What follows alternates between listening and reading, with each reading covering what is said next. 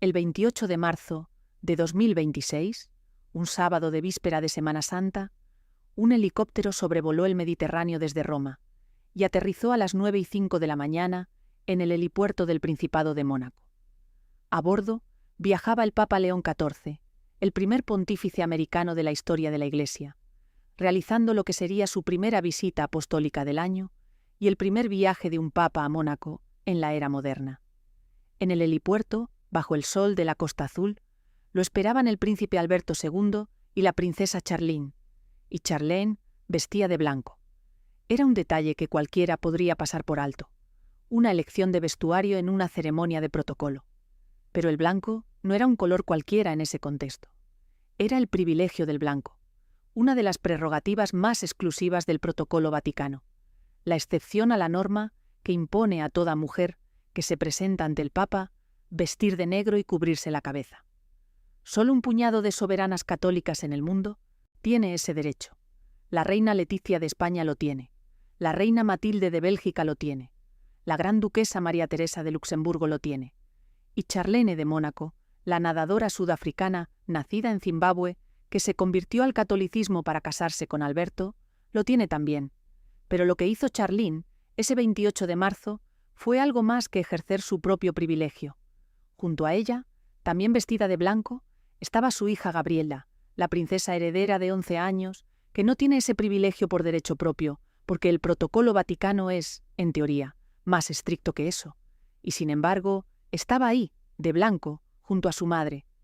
Era una extensión del privilegio materno hacia la hija.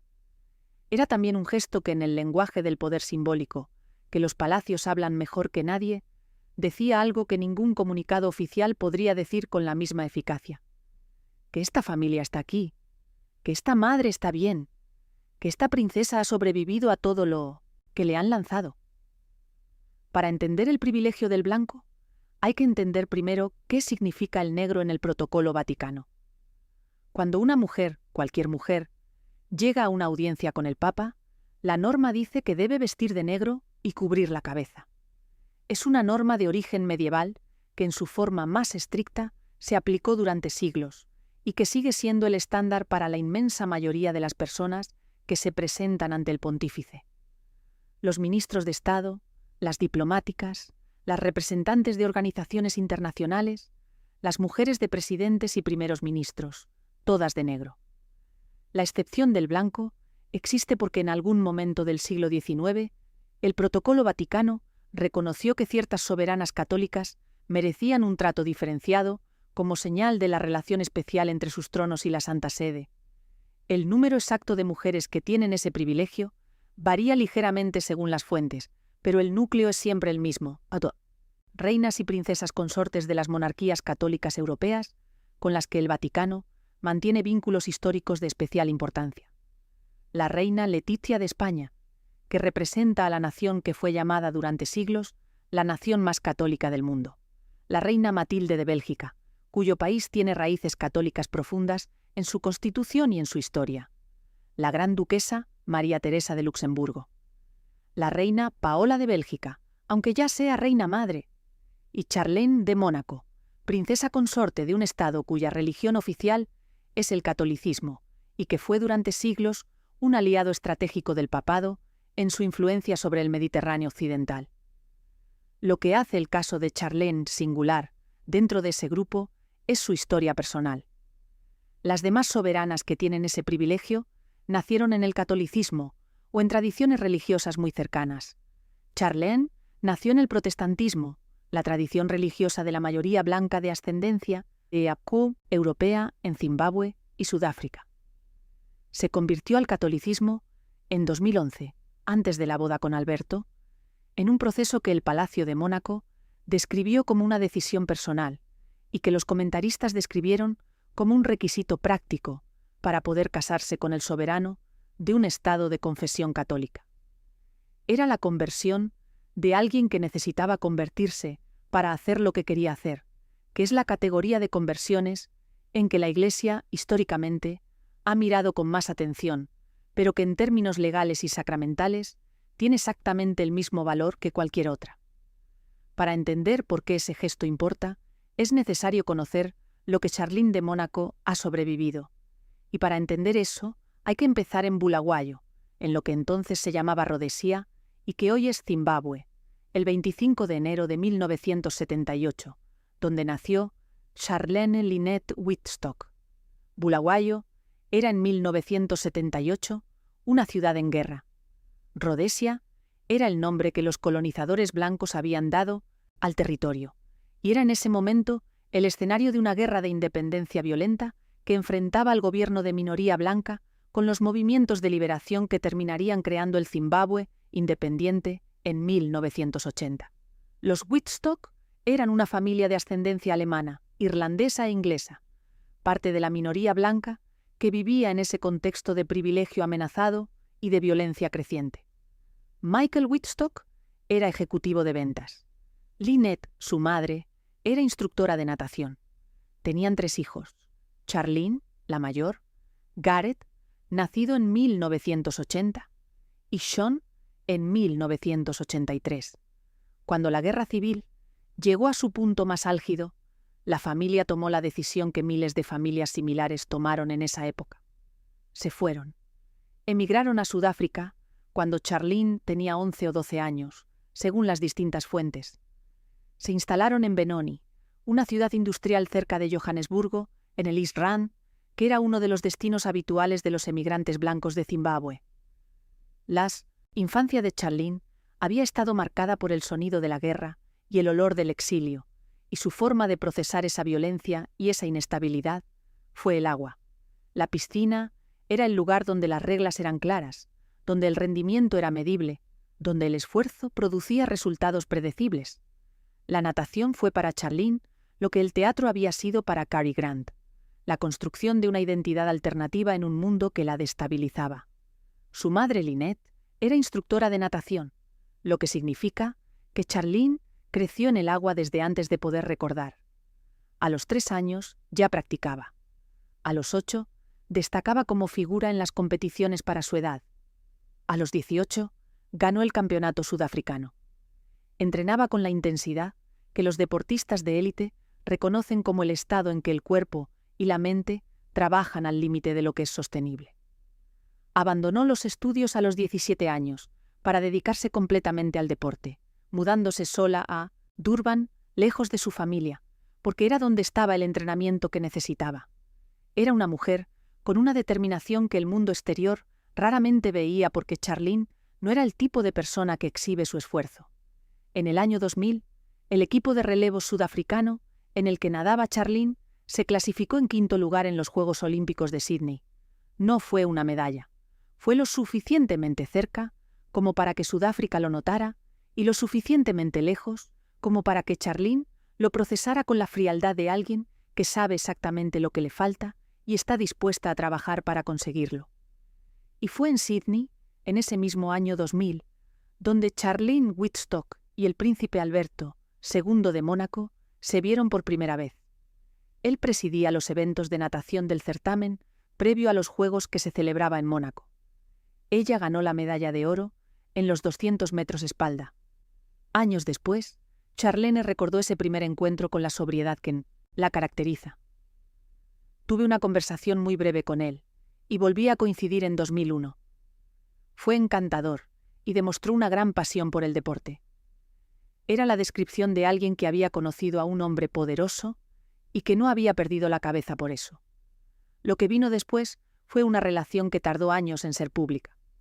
En 2006, en la ceremonia de apertura de los Juegos Olímpicos de Invierno de Turín, aparecieron juntos por primera vez ante las cámaras. Él tenía 48 años, ella 25. La diferencia de edad era de 23 años. Las comparaciones con Grace Kelly, que había sido actriz de Hollywood cuando Rainiero la eligió para el mismo trono, empezaron de inmediato y Charlene las había de manera sistemática rechazado. El 23 de junio de 2010, el Palacio anunció el compromiso. Y fue entonces cuando la historia que Charlene habría preferido no contar empezó a salir. Antes de la boda, varios medios europeos publicaron que Charlene había descubierto algo sobre la vida privada de Alberto, alguna revelación que la había perturbado hasta el punto de intentar salir de Mónaco antes de la ceremonia. Un detective, citado por los medios de la época, afirmó que Charlene había hecho que le confiscaran el pasaporte y que el séquito del príncipe la había persuadido de quedarse. La versión oficial negó todo esto. La versión de Claude Palmero, el exfinanciero del príncipe que conocía la situación, también lo negó. Pero las imágenes de la boda hablan solas. El 2 de julio de 2011, Charlene Wittstock entró al patio del Palacio Grimaldi sobre una alfombra roja bajo un inmenso toldo blanco, vestida con un traje nupcial de Giorgio Armani. Era la segunda gran boda real del año, después de la de Guillermo y Catalina en Londres. El mundo entero la miraba, y lo que el mundo entero vio fue una novia que no paraba de llorar. No eran las lágrimas de la emoción que la narrativa tradicional de las bodas reales produce. Eran las lágrimas de alguien que está en el peor momento de su vida. La imagen de Charlene, en ese patio, cabizbaja, con la mirada perdida, fue la imagen que circuló por todo el mundo y que acuñó el apodo que la acompañaría durante años: la princesa triste. La maldición de los Grimaldi no es un concepto que los historiadores serios toman en sentido literal. Es una leyenda que los propios monegascos reconocen como tal.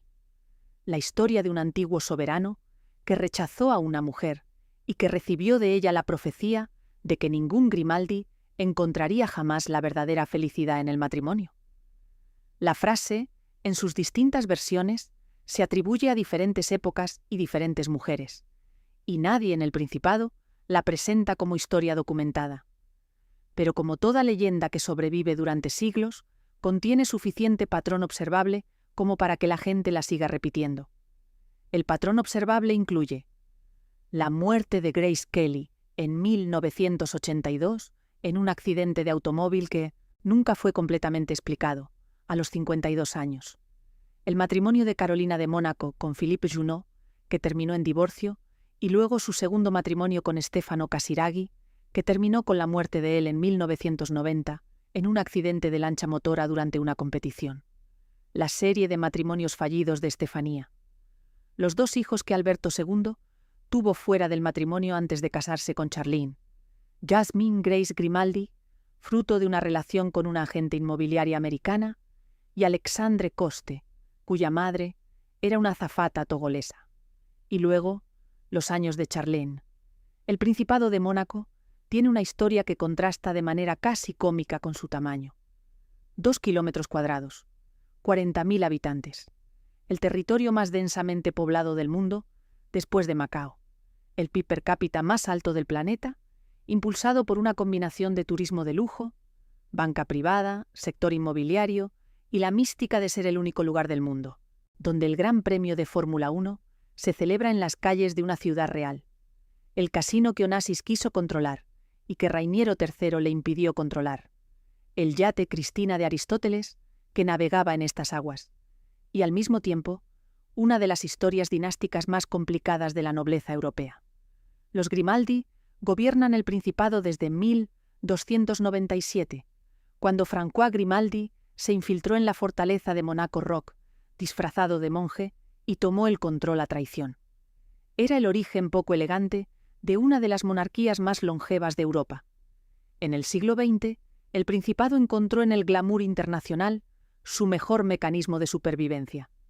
Cuando Rainiero III se casó con Grace Kelly en 1956, la boda fue tan masivamente cubierta por la prensa mundial que Mónaco se instaló en el imaginario colectivo como el principado de cuento de hadas que ningún otro estado de ese tamaño podría haberse permitido ser sin ese tipo de marketing cultural.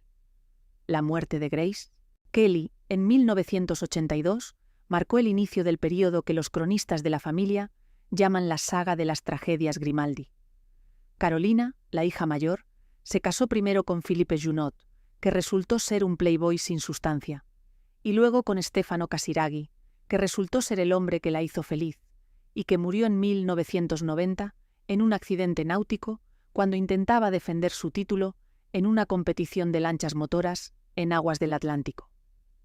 Estefanía, la hija pequeña, pasó por 2 matrimonios formales y varias relaciones públicas de distinto grado de caos, mas la sombra permanente de haber estado en el coche con su madre la noche en que Grace Kelly murió, aunque nunca se confirmó oficialmente si conducía ella o conducía su madre.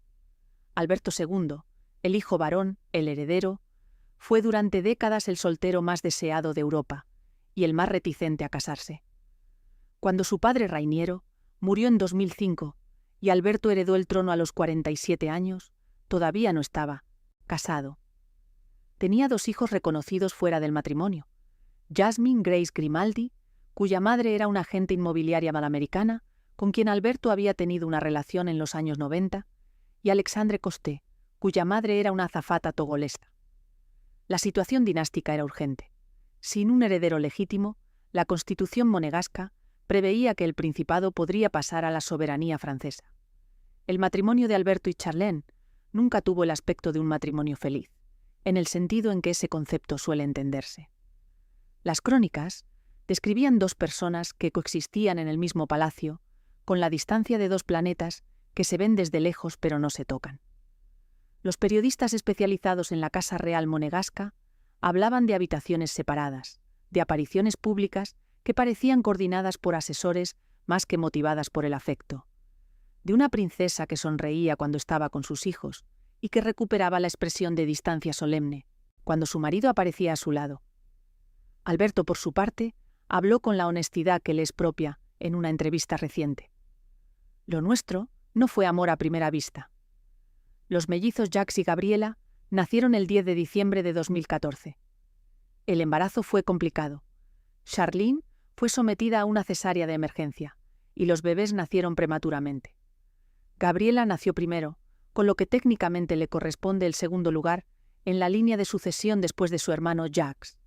Era la primera vez desde la reforma de la Constitución monegasca que estableció la sucesión agnática, es decir, en línea masculina, que una hija de soberano nacía en Mónaco desde el matrimonio de sus padres.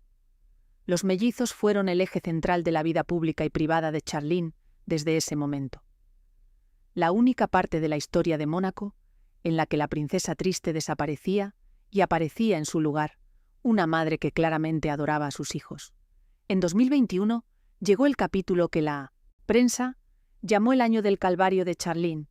Viajó a Sudáfrica en mayo para una visita relacionada con su fundación contra los ahogamientos, que trabaja principalmente en el continente africano, y no pudo volver. Una grave infección otorrinolaringológica, que requirió múltiples intervenciones quirúrgicas, la dejó incapacitada para volar.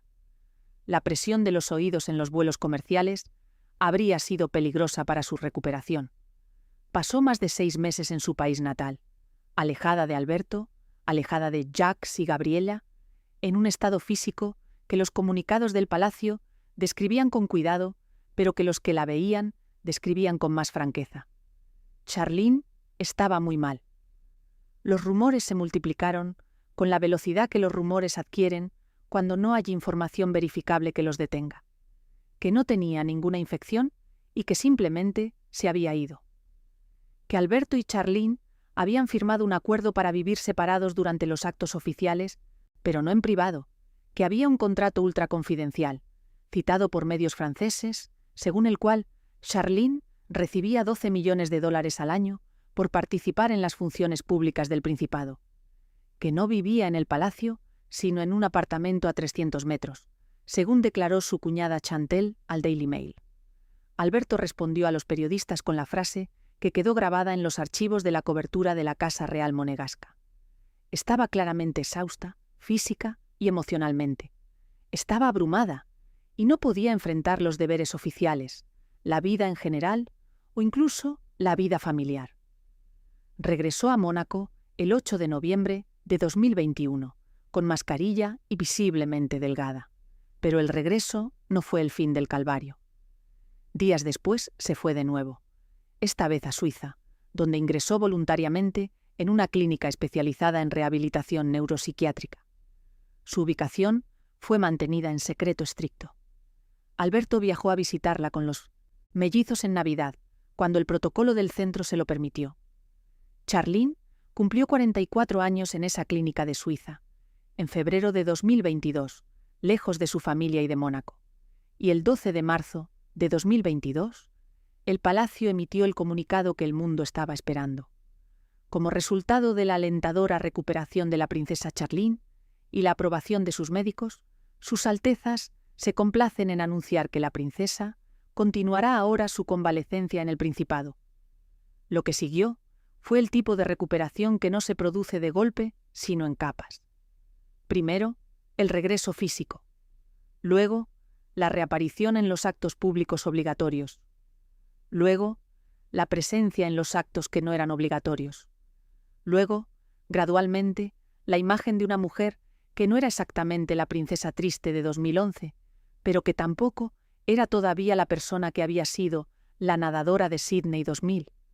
Era alguien en proceso de reconstruirse, con la visibilidad que la posición de princesa de 1913 Mónaco hace inevitable. La ausencia de Charlene de Mónaco durante los meses de 2021 y 2022 fue uno de los períodos de mayor actividad especulativa en la cobertura mediática de la Casa Grimaldi desde la muerte de Grace Kelly. El palacio emitía comunicados medidos que confirmaban que la princesa estaba recibiendo tratamiento médico sin especificar exactamente cuál era la naturaleza de ese tratamiento. Alberto comparecía ante los medios con la regularidad suficiente para que no pareciera que estaba huyendo de las preguntas, pero con la brevedad necesaria para no confirmar ninguna de las narrativas que circulaban. Y las narrativas eran muchas y contradictorias. Que Charlene estaba gravemente enferma de sus vías respiratorias. Que Charlene tenía una crisis psiquiátrica severa. Que Charlene y Alberto habían firmado un acuerdo de separación de facto. Que Charlene vivía en Suiza indefinidamente. Que Charlene quería volver, pero Alberto se lo impedía. Que Alberto quería que volviera, pero Charlene se resistía. Lo que sí puede documentarse son los hechos verificables. Que Charlene viajó a Sudáfrica en mayo de 2021 para actividades de su fundación. Que una infección de las vías respiratorias superiores le impidió volar de vuelta durante meses, que regresó a Mónaco el 8 de noviembre de 2021, físicamente delgada y visiblemente frágil, que se fue de nuevo a una clínica especializada en Europa en cuestión de días, que el palacio mantuvo confidencial la localización de esa clínica, que su hijo Jacques llevó un cartel a un acto escolar que decía «Mamá vuelve pronto», y que el 12 de marzo de 2022, 9 meses y varios días después de que hubiera salido de Mónaco para lo que debería haber sido una visita de trabajo rutinaria, Charlene volvió a casa. Lo que ocurrió durante esos meses es algo que Charlene nunca ha descrito en detalle en público. Ha dado entrevistas en que ha dicho que se siente mucho más fuerte físicamente. Ha aparecido en actos donde la prensa ha notado que sonreía con más naturalidad que antes de la crisis. Ha asistido a todos los eventos del calendario oficial monegasco desde su regreso: el Gran Premio de Fórmula 1, el Baile de la Rosa, el Día Nacional, la celebración de Santa Devota, que es la fiesta patronal del Principado. Ha protagonizado momentos que los cronistas de la familia han señalado como pequeñas victorias simbólicas. Un abrazo largo con Estefanía, que contradecía los rumores de tensión con la familia política. Una foto familiar en la nieve, que desdecía los rumores de matrimonio ficticio. Una aparición junto a Alberto, que los fotógrafos describieron como distendida, de manera que no era habitual en los años anteriores. Lo que ocurrió entre 2022 y 2026 fue, para los que seguían la saga de Charlene, algo que ningún tabloide había predicho y que ninguna narrativa de la princesa triste permitía. Charlene se fue haciendo más visible, más activa, más presente en los actos de su fundación, más dispuesta a hablar en público sobre los proyectos que le importaban, más cercana a los monegascos que la veían en sus apariciones. La Fundación Princesa Charlene de Mónaco, dedicada a la prevención de ahogamientos y a la enseñanza de la natación a niños en comunidades vulnerables, se expandió por África y por Asia. Era el proyecto que venía de su historia personal. Alguien que creció en el agua como refugio y que quería que otros niños tuvieran acceso a ese refugio. Era también el proyecto que la conectaba con la parte de sí misma que no era la princesa de Mónaco, sino simplemente Charlene Wittstock de Bulawayo. Y fue en ese proceso de recuperación visible donde el 28 de marzo de 2026 llegó como un capítulo que los analistas del Protocolo Vaticano describirán en sus manuales durante décadas.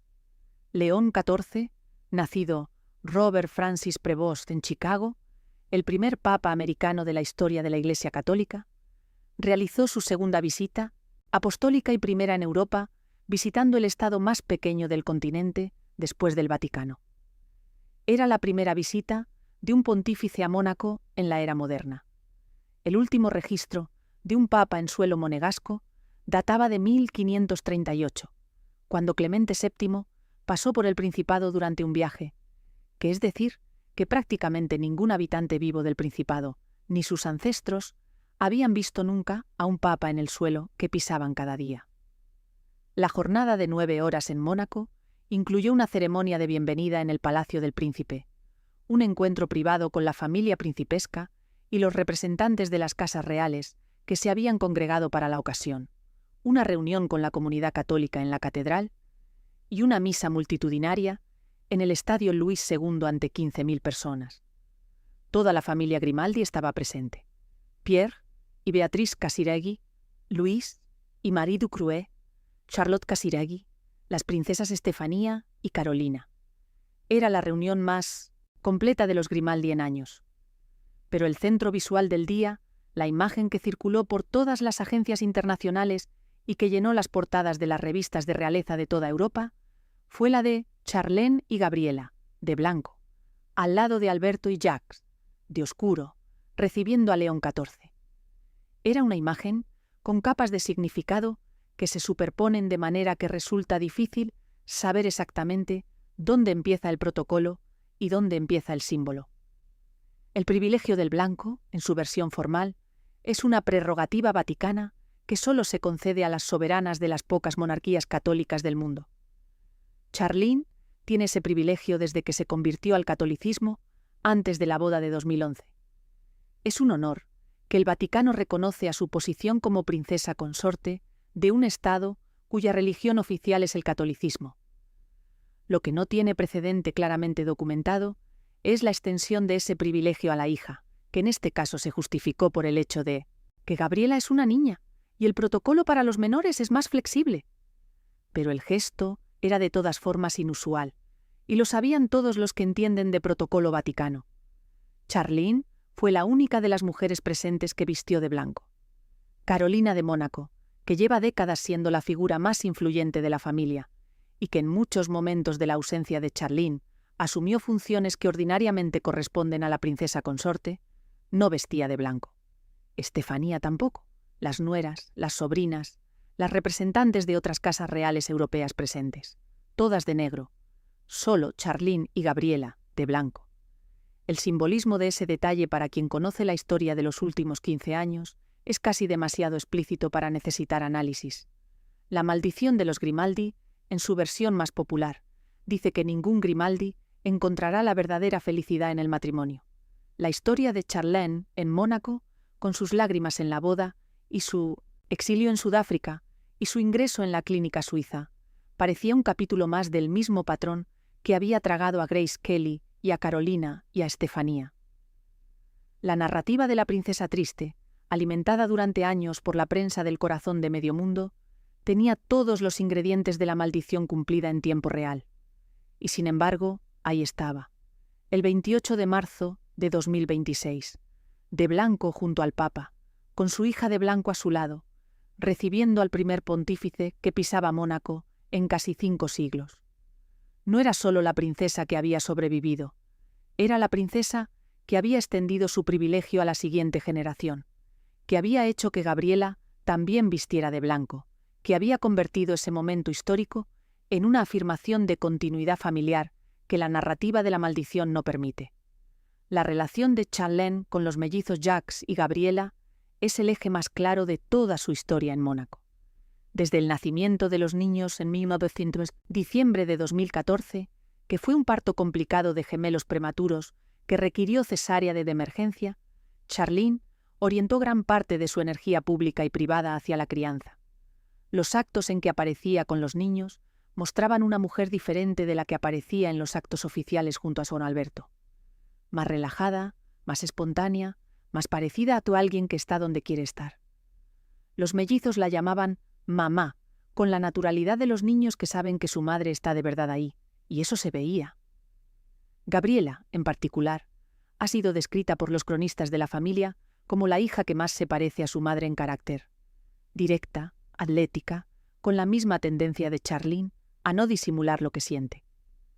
Los que los han observado juntas en actos públicos hablan de una sintonía que no necesita palabras, y que en el contexto de la historia de Charlene en Mónaco tiene el peso específico de lo que le ha costado construirla.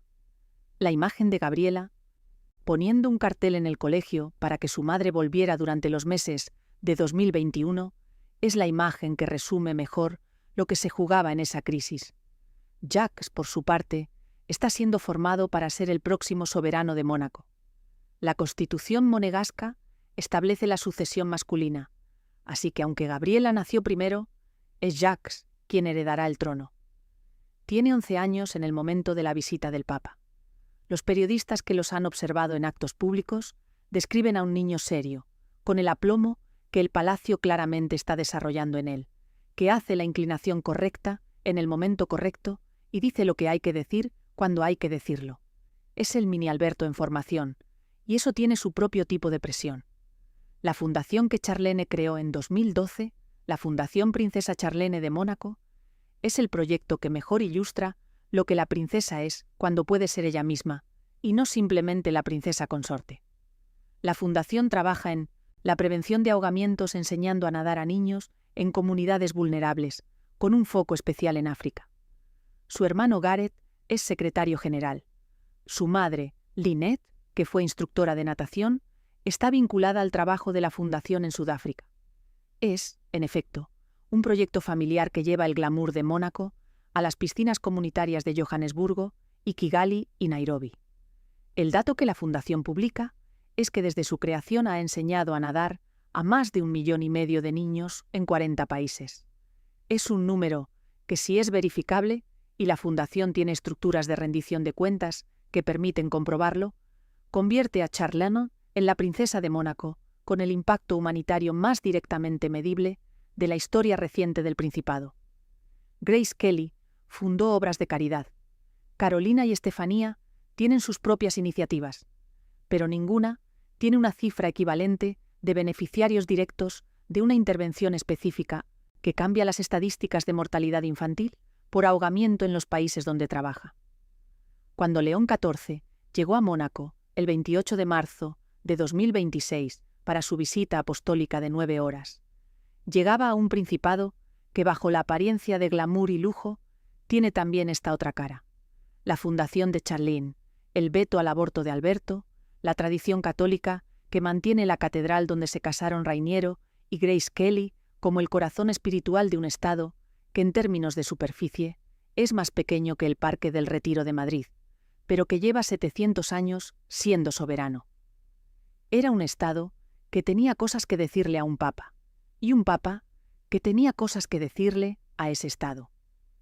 León XIV habló durante su visita de paz, de reconciliación, de cómo los estados pequeños pueden ser laboratorios de la doctrina social de la Iglesia. Habló en francés, el idioma oficial de Mónaco. En su homilía en el Estadio Luis II, frente a 15.000 personas que agitaban banderas del Vaticano y del Principado, dijo que la paz no es meramente un equilibrio de poder, sino la obra de corazones purificados. Era el tipo de frase que los papas dicen en sus visitas pastorales, y que en este contexto específico resonaba de manera diferente para quienes conocían la historia de la princesa que lo recibía. El contexto diplomático de la visita también tiene su dimensión propia. Mónaco es el segundo estado más pequeño del mundo, después del Vaticano. El catolicismo es su religión de Estado. Alberto II había vetado recientemente una ley para legalizar el aborto, citando expresamente el papel del catolicismo en la sociedad monegasca. Una decisión que fue noticia en Europa precisamente porque los estados occidentales raramente ejercen ese tipo de veto en materias de salud reproductiva. Era la primera vez que un soberano europeo hacía algo así en décadas, y fue ese Alberto el que recibió a León XIV. El cardenal Pietro Parolin, secretario de Estado de la Santa Sede, había señalado en los días previos a la visita que los estados pequeños pueden desempeñar un papel moral importante en el escenario mundial, como baluartes contra las tendencias autoritarias y guardianes naturales del multilateralismo. Era la justificación diplomática de la visita, en un contexto internacional en que la guerra de Rusia en Ucrania seguía sin resolverse y los conflictos en Oriente Medio continuaban. Mónaco, como laboratorio de paz y mediación, era el marco que el Vaticano y el Principado habían construido juntos para darle sentido a la visita de un papa a un estado conocido principalmente por sus casinos, su Fórmula 1 y sus millonarios. Charlene, que ha construido en los últimos años una presencia en causas africanas y de seguridad acuática que son genuinamente suyas, encaja en ese marco de manera que sus predecesoras en el papel de princesa consorte monegasca no podían. Grace Kelly era una actriz de Hollywood. Charlene es una atleta olímpica, criada en Zimbabue y Sudáfrica, con una fundación que trabaja en la prevención de ahogamientos en los países donde los niños se ahogan porque nadie les enseñó a nadar. Es la princesa de Mónaco con más conectividad real con el continente africano que ninguno de los Grimaldi ha tenido nunca. Y eso, en el contexto de un pontífice americano que tiene como segundo viaje apostólico del año una gira por 4 países africanos, tiene un significado que va más allá del protocolo vaticano. Lo que hace la historia de Charlene de Mónaco extraordinaria no es la maldición de los Grimaldi, que es una leyenda popular con la que los tabloids trabajan, porque los tabloids siempre trabajan con las leyendas populares. Lo extraordinario es lo que hay debajo. Una mujer que nació en Zimbabue en guerra, que se crió como refugiada en Sudáfrica, que construyó una carrera deportiva de primer nivel en la disciplina de las piscinas, porque era el único espacio donde controlaba completamente lo que le pasaba, y que terminó en el trono de uno de los principados más glamurosos del mundo sin tener absolutamente nada que ver con ese mundo de origen, y que estuvo a punto de no sobrevivir a ese aterrizaje. Las lágrimas de la boda en 2011, los meses en Sudáfrica en 2021, los meses en la clínica suiza en 2022. Eran los capítulos de alguien que el sistema había estado a punto de tragarse. Alguien que puso de blanco a su hija frente al Papa en 2026 no es alguien que el sistema se haya tragado. La historia de la relación entre Mónaco y los papas tiene episodios que los libros de historia raramente cuentan con el detalle que merecen. Desde el siglo XIII, los Grimaldi han sido reconocidos por la Santa Sede como soberanos legítimos de su territorio. La santa devota, la patrona de Mónaco, fue una mártir cristiana del siglo IV, cuya historia de martirio y de los milagros que se le atribuyen tiene la estructura típica de las leyendas de los primeros siglos del cristianismo. La Catedral de Mónaco, la misma donde están enterrados Rainiero y Grace Kelly y donde se casaron Alberto y Charlene por el rito religioso, es de estilo neorrománico y está dedicada a San Nicolás, el obispo de Mónaco, que en la jerarquía católica es un cargo de dignidad extraordinaria para la pequeña proporción de territorio que supervisa, tiene una relación directa con el Vaticano que no tiene parangón en ningún otro estado de tamaño comparable. El último papa que había estado en suelo monegasco, antes de León XIV, fue Clemente VII, en 1538, según los registros históricos. Eso significa que cuando el helicóptero vaticano aterrizó en el helipuerto el 28 de marzo de 2026, era la primera vez en 488 años que un papa pisaba físicamente Mónaco.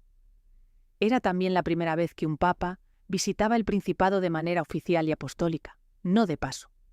Era la primera visita de un pope a cualquier estado europeo fuera de Italia por parte del Papa León XIV.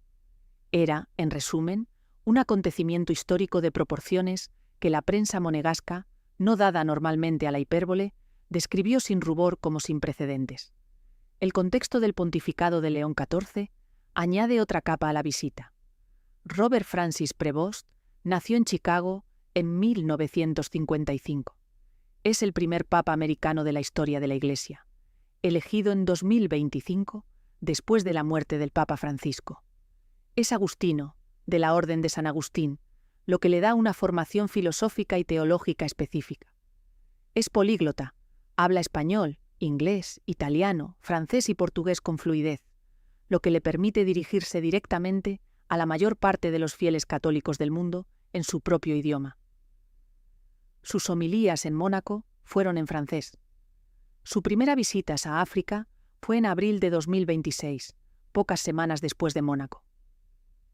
La elección de Mónaco como primera visita europea fuera de Italia fue, en palabras del propio portavoz vaticano, Matteo Bruni, pensada y organizada con la intención de que el Papa pudiera reflexionar sobre el papel de los estados pequeños en el contexto europeo. El hecho de que Mónaco fuera el primer estado europeo visitado por León XIV tiene implicaciones que van más allá del protocolo. Le da a la Casa Grimaldi un estatus simbólico en el pontificado de León XIV que ningún otro estado europeo tiene todavía. El de primer estado anfitrión, el de primer suelo europeo tocado por las suelas del Papa americano. Era, en el lenguaje de las relaciones internacionales que los palacios hablan, un activo, y fue Charlene quien lo recibió de blanco. La pregunta que los historiadores de la Casa Grimaldi se harán en décadas es si el 28 de marzo de 2026 fue el momento en que la maldición de los Grimaldi se interrumpió, o simplemente el momento en que una mujer específica encontró la forma de vivir dentro de ella. La respuesta depende de cuánto crean en las maldiciones. Lo que no depende de eso es lo que las imágenes de ese día muestran. Charlene y Gabriela, de blanco, bajo el sol de Mónaco, recibiendo al vicario de Cristo en la tierra por primera vez en casi 5 siglos. Era el símbolo que la maldición de los Grimaldi no esperaba. Hay un aspecto de la historia de Charlene que las crónicas sobre Mónaco raramente articulan con claridad. El hecho de que es la primera princesa consorte del Principado que tiene una carrera propia, anterior al título, que no era una carrera artística, sino una carrera deportiva de élite.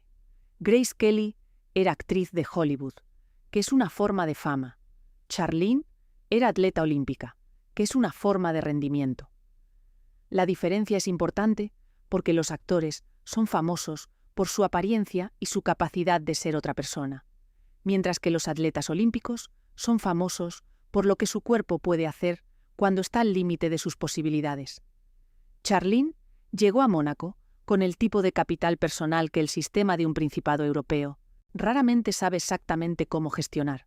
Las comparaciones con Grace Kelly eran inevitables desde el principio y eran también, desde el principio, fundamentalmente erróneas. Grace Kelly fue elegida por Rainiero, en parte porque su belleza y su fama cinematográfica eran exactamente lo que el Principado necesitaba para instalarse en el imaginario global de la posguerra. Era un activo de marketing que ambas partes entendían perfectamente. Charlene fue elegida por razones que Alberto ha descrito él mismo como no inmediatamente románticas.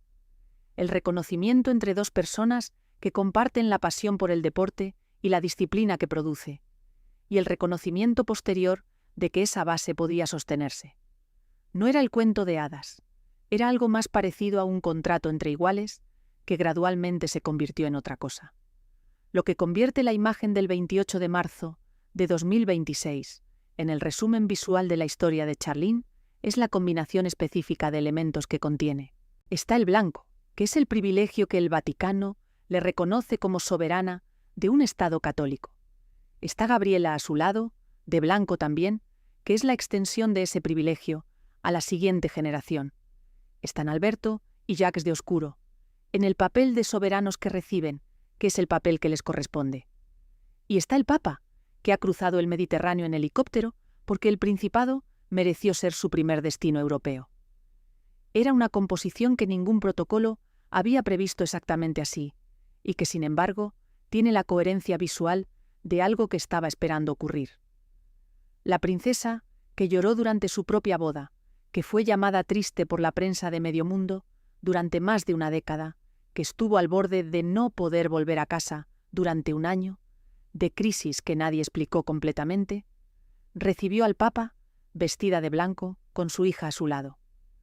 No es una historia de redención, que es un concepto que implica pecado previo. Y Charlene no cometió ningún pecado. Es una historia de resiliencia, que es el concepto que el siglo XXI prefiere para describir lo que ocurre cuando alguien sobrevive a lo que debería haberlo destruido y sigue en pie al otro lado. La Charlene, de 2026, no es la misma persona que llegó llorando al patio del Palacio Grimaldi en 2011. Tiene los años que han pasado. Tiene la enfermedad que sobrevivió. Tiene la clínica suiza que vivió. Tiene los meses en Sudáfrica, que nadie explica del todo. Tiene la fundación que ha enseñado a nadar a 1,5 millones de niños. Tiene a Jacques y Gabriela, que van a cumplir 12 años, y que la miran como los niños que saben que su madre es la persona más importante de su mundo, y tiene el privilegio del blanco que ese día extendió a su hija, en el gesto más elocuente de toda su historia en el Principado. Mónaco tiene 2 kilómetros cuadrados. Es el Principado donde los ricos del mundo van a no pagar impuestos y a ver los coches de Fórmula 1. Pasar por las calles de la ciudad tiene una maldición que lleva siglos acompañando a su familia reinante. Tiene una historia de tragedias que incluye la muerte de Grace Kelly y el accidente náutico de Stefano Casiraghi y la lista de matrimonios fallidos de los hijos de Rainiero. Y tiene a Charlene, que llegó de Zimbabue y que el 28 de marzo de 2026, con el sol de la Costa Azul iluminando el vestido blanco, y a Gabriela a su lado, recibió al primer papa en casi 5 siglos. Si la maldición de los Grimaldi decía que ningún Grimaldi encontrará la verdadera felicidad en el matrimonio, la imagen de ese día no prueba que la maldición se haya roto. Las maldiciones no se rompen en un día con una imagen de protocolo vaticano. Lo que sí hace esa imagen es demostrar que la persona sobre quien recaía la narrativa más reciente de la maldición, la princesa triste que no paraba de llorar en su propia boda, está todavía en pie. Que ha encontrado algo que funciona. Y que la siguiente generación de Grimaldi llevará el privilegio del blanco, porque su madre decidió extenderlo. La vida de Charlene, antes de Mónaco, tiene un capítulo que pocas crónicas europeas cuentan con suficiente detalle. Los años de Benoni. Benoni es una ciudad del East Rand, el arco industrial al este de Johannesburgo, donde se instalaron los inmigrantes blancos de Zimbabue cuando el régimen de minoría blanca colapsó. Era, en los años 90 cuando Charlene llegó, una ciudad de clase media, de las que Sudáfrica tiene muchas, y que el mundo raramente conoce, porque no tienen los atractivos del Cabo o de los safaris. Una ciudad donde la gente trabajaba, criaba a sus hijos, hacía deporte los fines de semana, vivía con la normalidad específica de los emigrantes que han encontrado un lugar donde pueden quedarse. Para Charlene, Benoni fue el lugar donde la piscina se convirtió en todo. Entrenaba en el club de natación de Benoni con la seriedad de alguien para quien el deporte no es una actividad, sino una identidad. Cuando decidió a los 17 años dejarlo todo y mudarse a Durban para entrenar a nivel profesional, estaba tomando la decisión que los atletas de élite toman cuando se dan cuenta de que su talento supera lo que su entorno inmediato puede ofrecerles. Era una ciudad de clase media, una familia de clase media, una chica que nadaba bien, y decidió que eso no era suficiente. Los 3 años de entrenamiento profesional, antes de Sydney 2000, son los años de los que menos documentación existe en la historia pública de Charlene. Era la nadadora que representaba a Sudáfrica, pero que no era todavía la figura pública, que su relación con Alberto la haría. Entrenaba, competía, ganaba o perdía, ajustaba la técnica, volvía a empezar. Era la vida de un atleta profesional en un deporte donde la gloria es difícil y la monotonía del entrenamiento es la norma. Y en el año 2000, en Sydney, el equipo de relevos al que pertenecía quedó quinto, que es lo suficientemente cerca del podio como para que la pregunta sobre qué habría pasado si hubiera ganado sea permanente. Lo que pasó después de Sydney ya lo conocemos. El encuentro con Alberto, la relación que tardó 6 años en hacerse pública, el compromiso en 2010, la conversión al catolicismo, la boda en 2011. Lo que no está en los comunicados oficiales es la textura de esos años de transición de atleta olímpica a princesa consorte. Los asesores del palacio trabajaron con ella en lo que eufemísticamente se llama preparación para el papel, el protocolo, los idiomas, la historia de Mónaco, el tipo de eventos que debería presidir y cómo debería presidirlos. Era la formación acelerada para un papel para el que ningún programa de estudios prepara completamente, porque el papel de princesa consorte de un Estado europeo en el siglo XXI no tiene manual de instrucciones verificado. El vestido de novia de Giorgio Armani, el peinado corto y rubio que se convirtió en su firma visual, los trajes de alta costura que los editores de moda europeos fotografiaban en cada aparición pública. Era la versión exterior de una transformación que los biógrafos de los miembros de las casas reales siempre intentan documentar y que los propios protagonistas raramente articulan en primera persona. Charlene dio algunas entrevistas en los primeros años en que habló de la dificultad de adaptarse, del proceso de aprender a ser lo que el papel requería, del momento en que la natación quedó definitivamente atrás y la fundación sobre la natación ocupó su lugar. Era la historia de alguien que había sido ella misma de manera muy específica durante 32 años y que estaba aprendiendo a ser otra cosa además. Lo que no dijo en esas entrevistas, y que los 2 años de crisis de 2021 y 2022 sugirieron con una elocuencia que ninguna entrevista habría podido igualar, era el precio que esa transformación le había costado. Los deportistas de élite acumulan el estrés de manera diferente a los cuerpos de las personas sedentarias. Lo que un nadador olímpico puede soportar físicamente durante los años de entrenamiento es algo que el cuerpo procesa, registra y eventualmente cobra. Y el estrés emocional de ser una figura pública en un principado pequeño, donde todos saben quién eres y pocos saben cómo eres, también tiene sus formas de cobrarse lo que se le debe. El 28 de marzo de 2026 fue también el día en que el Papa León XIV pronunció en el Estadio Luis II su homilía más citada de las que ha dado en sus primeros meses de pontificado. Habló de la idolatría del poder y del dinero como fuente de todos los conflictos. Habló de que lo que da solidez a la vida es el amor. Era el tipo de mensaje que los papas dan en los estadios de todo el mundo, con una consistencia que a veces produce la impresión de que las palabras han perdido el filo de tanto decirse. Pero en el contexto de un principado, donde la riqueza extrema convive con la austeridad institucional de la Iglesia, y donde la princesa que recibió al Papa había pasado meses en una clínica intentando recuperar la salud, las palabras tenían una resonancia específica. El hermano del Papa, John Prevost, mencionó en declaraciones recogidas por la prensa americana que León había dejado el juego tras su etapa en el seminario. Era un detalle menor en el contexto de la visita, pero significativo en el contexto de Mónaco, donde los casinos son parte integral de la economía y de la identidad. El Papa no tenía planes de visitar el famoso distrito de casinos del Principado. Era el tipo de cortesía que los estados hacen cuando saben que hay partes de su territorio que no encajan bien en la narrativa que quieren proyectar durante una visita apostólica. Los casinos seguirían abiertos. El Papa no los visitaría. Todo el mundo entendía por qué y nadie necesitaba decirlo explícitamente. La pregunta que queda después de revisar toda la historia de Charlene de Mónaco, desde Bulawayo hasta el helipuerto del 28 de marzo de 2026, es la que más importa y la que menos puede responderse con certeza. ¿Es feliz? Es la pregunta que la narrativa de la princesa triste lleva 15 años haciendo de manera implícita, y es también la pregunta que ningún comentarista exterior puede responder, porque la felicidad de una persona específica no está disponible para el análisis externo con la evidencia que los hechos verificables permiten.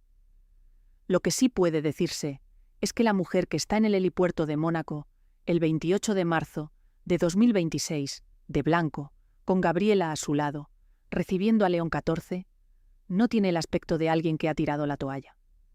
Tiene el aspecto de alguien que ha llegado hasta aquí. Y para alguien que nació en Bulawayo en guerra, y que creció como refugiada en Benoni, y que entrenó sola en Durban a los 17 años, y que quedó quinta en Sydney, y que se casó llorando en el patio del Palacio Grimaldi, y que pasó meses en una clínica suiza sin que nadie supiera exactamente qué le pasaba, llegar hasta aquí no es poco. El cardenal Pietro Parolin, secretario de Estado de la Santa Sede, resumió en sus declaraciones previas a la visita el argumento que el Vaticano usó para justificar la elección de Mónaco como primer destino europeo. Los estados pequeños pueden ser guardianes naturales del multilateralismo en una era en que el derecho internacional parece debilitado. Era la formulación teórica de algo que en la práctica Mónaco lleva haciendo desde los tiempos de Rainiero III. Usar su posición de estado pequeño, soberano y con reputación internacional para ejercer una influencia diplomática que ningún cálculo de poder puro justificaría. El principado, que tiene 40.000 habitantes y 2 kilómetros cuadrados, tiene un asiento en la ONU, mantiene relaciones diplomáticas con 181 países y recibe a los jefes de Estado más importantes del mundo en sus eventos sociales. Es el Estado más eficiente del mundo en términos de influencia por kilómetro cuadrado. Charlene encaja en esa lógica de maneras que su marido no podría. Ella tiene la conexión africana que Mónaco necesita para hablar con autoridad de los problemas del continente más joven del mundo. Tiene la credibilidad deportiva que abre puertas en el mundo del deporte internacional que Mónaco explota sistemáticamente con el Gran Premio y los eventos náuticos. Y tiene la historia personal que los medios de comunicación han seguido con la intensidad que producen las historias de personas reales en situaciones límite, lo que significa que cuando Charlene aparece en público, el mundo la mira con una atención que pocos soberanos de estados mayores pueden comandar. Es, en términos de marketing de poder blando, uno de los activos más singulares que cualquier principado europeo ha tenido en décadas. La tradición del privilegio del blanco tiene también una dimensión que raramente se menciona en las crónicas de protocolo. Es una prerrogativa que el Vaticano concede, pero que no está regulada en ningún documento canónico específico de acceso público. Es una costumbre codificada en la práctica diplomática de la Santa Sede, transmitida de pontificado en pontificado, reconocida en las guías de protocolo para las visitas papales, pero sin el tipo de base legal escrita que las reglas de protocolo más modernas tienen.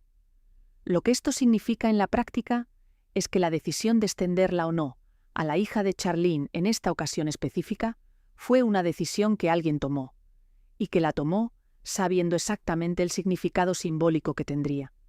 El Vaticano no hace nada de manera casual en materia de protocolo. Si Gabriela apareció de blanco junto a su madre, fue porque alguien en la oficina del maestro de ceremonias pontificias lo aprobó, y eso convierte el gesto en algo más que una elección de vestuario de una madre que quería que su hija se pareciera a ella.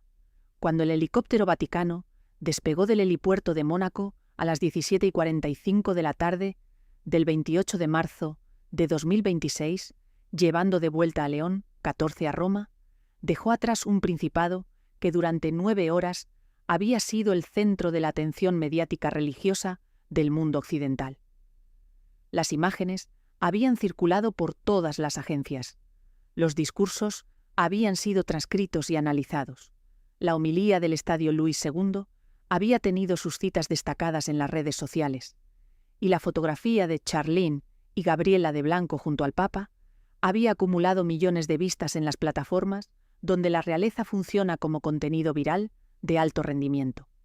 Era, en el lenguaje del canal para el que se escribe este guión, un video que iba a funcionar. Era una historia que tenía todos los elementos: la princesa triste que reaparece, la maldición antigua que quizás se rompe, el Papa histórico que pisa Mónaco por primera vez en casi 5 siglos, la hija de blanco que recibe el privilegio materno, el simbolismo del catolicismo y la monarquía que se encuentran en un helipuerto de la Costa Azul, una mañana de víspera de Semana Santa. Era la historia que la narrativa de Mónaco lleva años construyendo sin saber exactamente hacia dónde iba. Y el 28 de marzo de 2026 llegó. Si esta historia te ha llegado, si en algún momento has pensado en lo que significa reinventarse desde dentro de una institución que lleva siglos siendo lo que es, deja tu opinión en los comentarios. ¿Crees que Charlene ha roto la maldición de los Grimaldi o simplemente ha aprendido a vivir con ella? El debate está abierto, y si quieres saber más sobre Mónaco y los secretos de los Grimaldi, en este canal tienes más historias sobre la familia real más glamurosa y más trágica de Europa. Suscríbete.